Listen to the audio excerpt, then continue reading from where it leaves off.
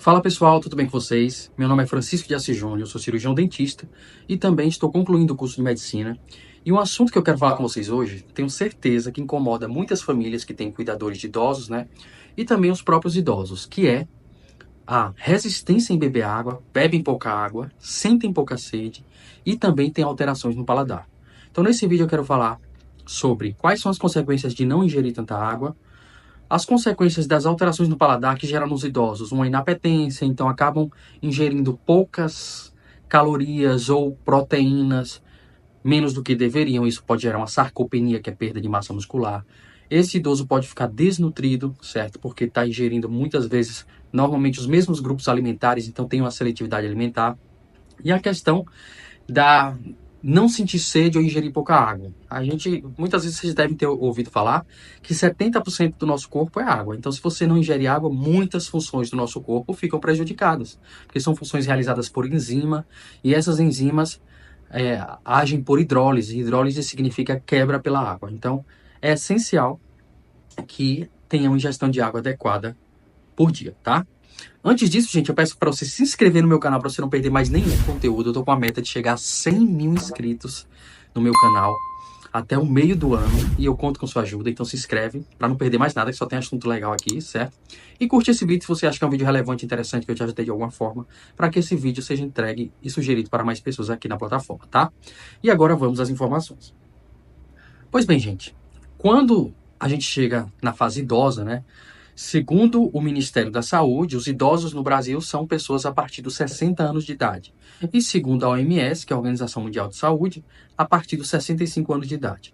Essas idades levam em consideração fatores como expectativa de vida. Então, a OMS leva em consideração países com melhor expectativa de vida, como alguns países europeus. Por isso que a fase idosa, né, segundo a OMS, é a partir dos 65 anos. Mas aqui no Brasil é a partir dos 60 anos, tá?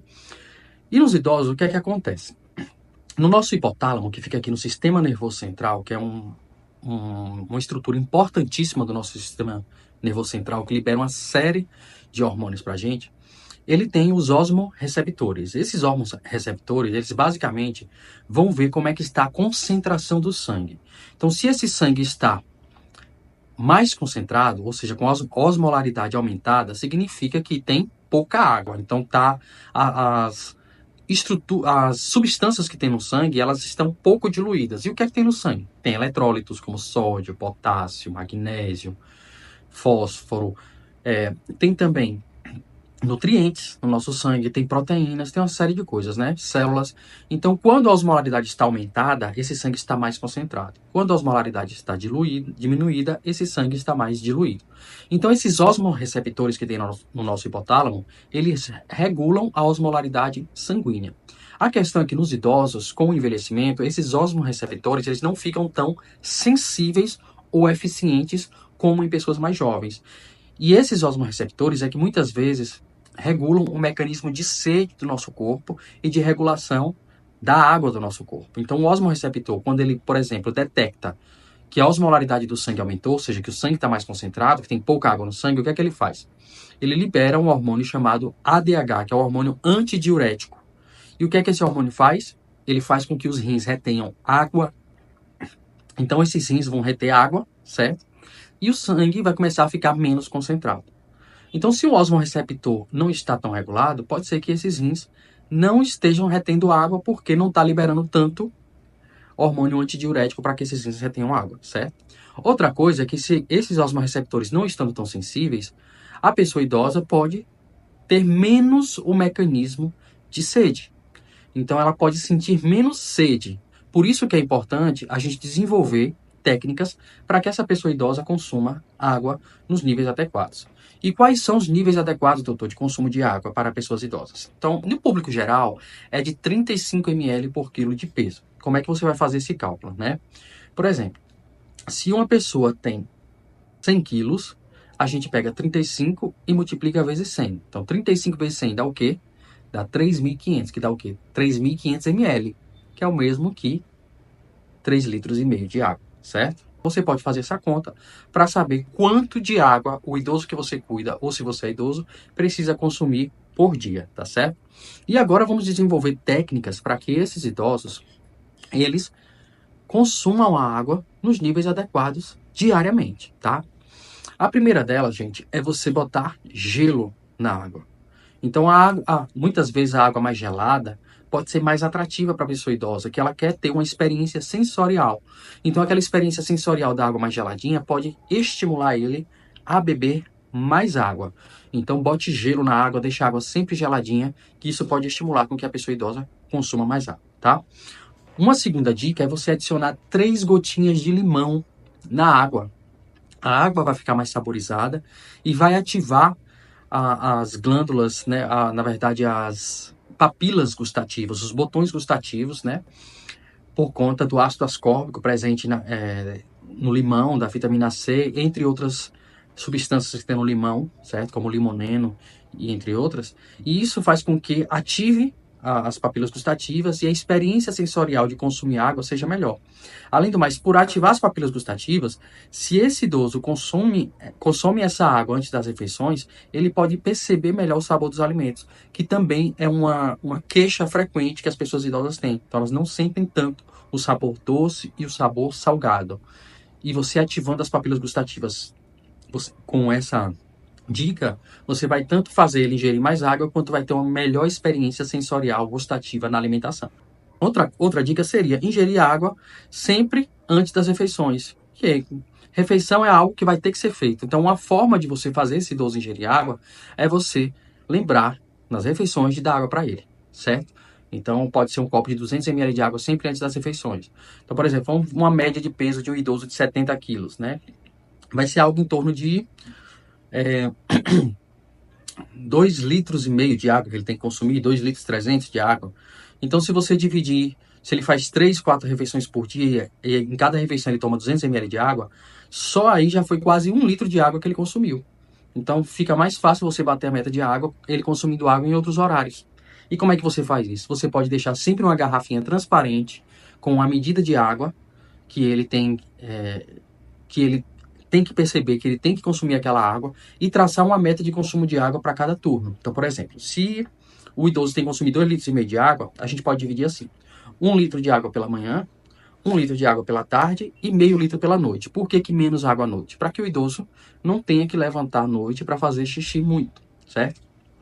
Um dos motivos dos idosos beberem menos água é essa questão que muitos podem ter uma limitação de locomoção, então eles têm dificuldade de deambular, de caminhar e podem ter medo de demorar para chegar no vaso sanitário e acabarem tendo escapes de urina. Ou muitos também sofrem com uma incontinência urinária.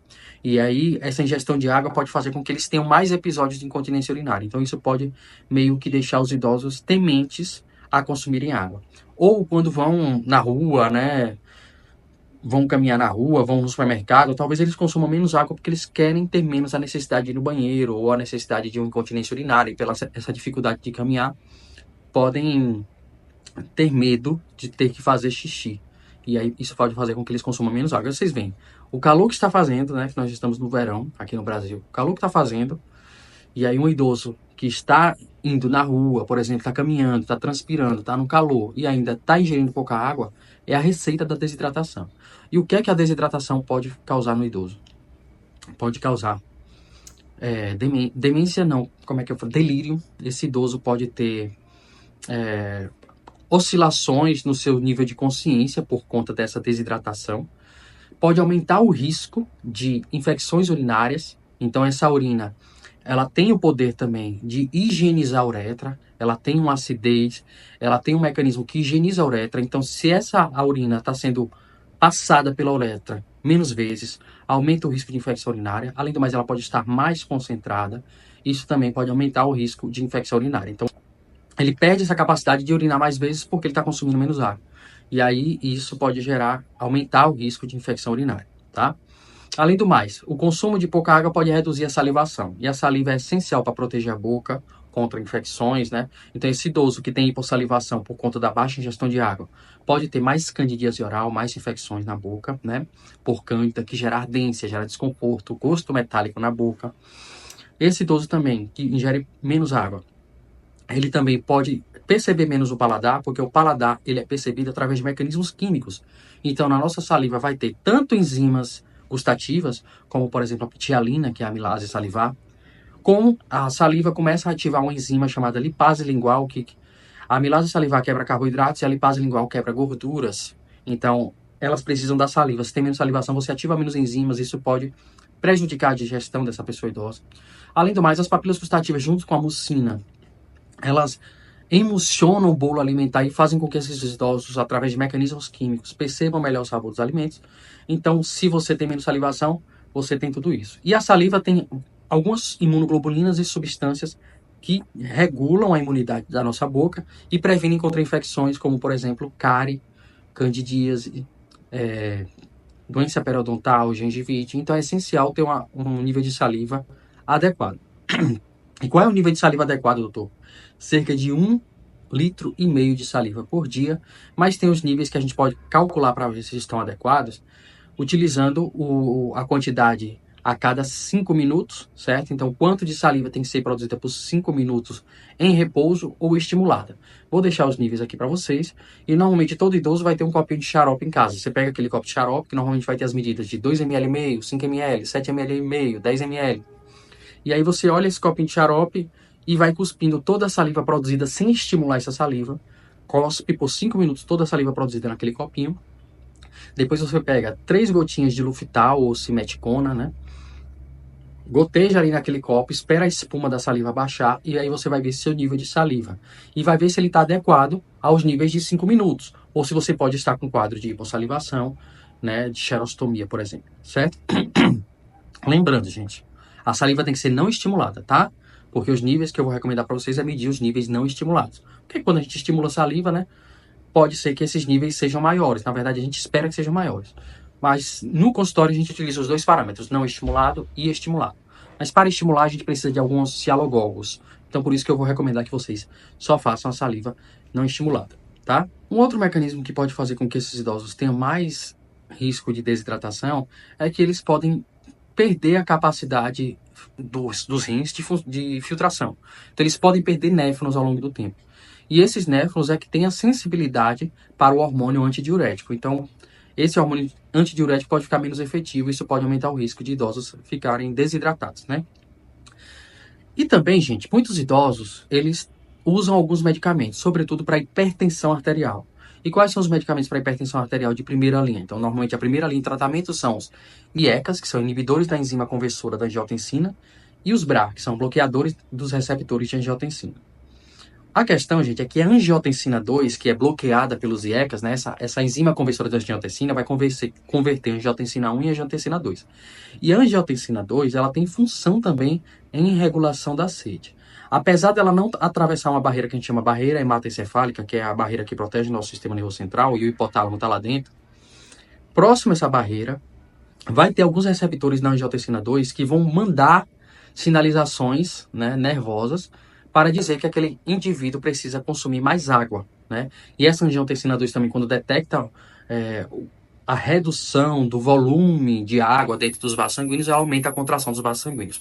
Por isso que muitas vezes os tratamentos para hipertensão arterial são com medicamentos como inibidores da enzima conversora da angiotensina, porque eles inibem essa contração dos vasos sanguíneos. E o que é o aumento da pressão arterial? É aumento da pressão dentro dos vasos sanguíneos. Então, se você aumenta a contração, aumenta a pressão que o sangue faz na parede dos vasos. Então, se você relaxa, você diminui essa pressão.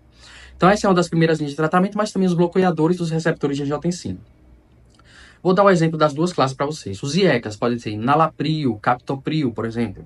E os BRA, que são bloqueadores dos receptores de angiotensina, pode ser losartana, valsartana. Tenho certeza que muitos de vocês vão conhecer esses medicamentos, certo? Os BRAs, que são losartana, valsartana, eles inibem menos o mecanismo de sede do que os IECAs.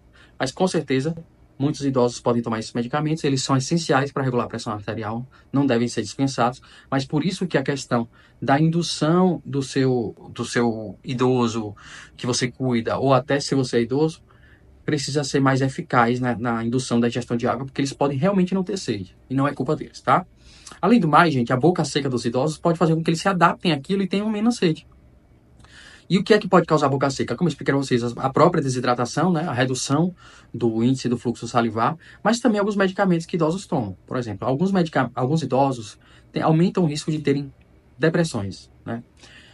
Por quê? Porque normalmente quando a gente está na fase assim dos 30 anos, o que é que a gente vai mais? Para casamentos, para formaturas, para batizados, né? Ver os amigos, faz churrasco com os amigos e etc. E quando você se torna idoso, você normalmente vê mais amigos seus indo embora. Você vai mais para velórios. Muitas vezes os filhos casaram, saíram de casa, a casa fica mais vazia e etc. Né? Você se aposentou. Então, muitas vezes as atividades diárias, os contatos sociais ficam reduzidos. E tudo isso pode favorecer o aumento do risco de depressão nos idosos. E alguns dos idosos podem tomar antidepressivos. E os efeitos colaterais de antidepressivos podem ser redução do fluxo salivar também. Então, a boca fica mais seca em quem toma antidepressivos, certo? Outros medicamentos que também podem reduzir boca seca. Alguns medicamentos para o tratamento de demências, como, por exemplo, Alzheimer. Eles também podem deixar a boca mais seca, porque esses medicamentos, eles vão agir em neurotransmissores, certo? Que vão estar relacionados também com a estimulação da produção salivar ou inibição da produção salivar. Tem também medicamentos para dores crônicas, como, por exemplo, a amitriptilina, certo? A amitriptilina também pode induzir uma boca seca, certo? E algumas classes de antidepressivos, certo, gente? Por isso que esses idosos podem ter a boca mais seca, tá?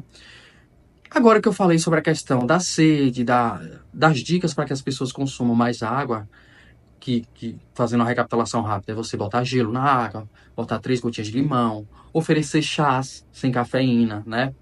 Pode aumentar essa ingestão de água em alimentos, como, por exemplo, alimentos como sopas. Sopas podem aumentar a hidratação desses pacientes, né? Ensopados, mingau, e sempre variando, certo? Para não ficar aquela alimentação igual e também você não bater os níveis de proteína que aquele idoso precisa para não ter sarcopenia. Agora vamos falar sobre alteração no paladar, né? Como a hipossalivação, a diminuição da salivação já prejudica o paladar dessa pessoa, outra coisa que pode prejudicar bastante, reduzir a fome, deixar ele com mais inapetência, é o zinco. Então, se esse idoso tem uma diminuição do apetite, ou inapetência, uma diminuição da ingestão de água, ele pode ter mais desnutrição e desidratação. E a desnutrição pode gerar uma deficiência de zinco. O zinco é essencial para atividades gustativas. Tem uma enzima chamada gustatina e ela é essencial, né? Que ela é essencial para a percepção do sabor dos alimentos. E ela tem muito zinco. Então, se a pessoa tem baixo nível de zinco, ele pode perceber menos o sabor dos alimentos. Então, a forma de você melhorar o paladar dessa pessoa idosa é suplementar zinco nas concentrações de 20 a 50 miligramas por dia. Obviamente, se esse paciente tiver uma desnutrição, né, uma baixa de zinco, o zinco mostrou melhorar o paladar em idosos e também em pessoas que tiveram a perda do paladar após a Covid-19, tá certo? Então, suplementar zinco e 3 gotinhas de limão na água pode ser uma boa para ativar as papilas gustativas, certo? Uma dica boa, gente, é você também fazer água saborizada, né? Água saborizada de laranja, água saborizada de limão, de pepino, água geladinha, né? Botar num suporte que induza essa pessoa idosa a ingerir água, que vai ser essencial para uma série de funções do corpo dela, né? E também até para a saúde renal, para prevenir infecção urinária, para prevenir questões neurológicas, porque a desidratação pode gerar isso, entre outras coisas, tá certo, gente? Eu espero que essas dicas tenham ajudado vocês, certo? Se você gostou desse vídeo, curte e se inscreve no meu canal para não perder mais nada a partir de hoje. E me acompanha também em outras redes sociais, como no Instagram, no TikTok e também no Quai, tá certo? Até mais, gente.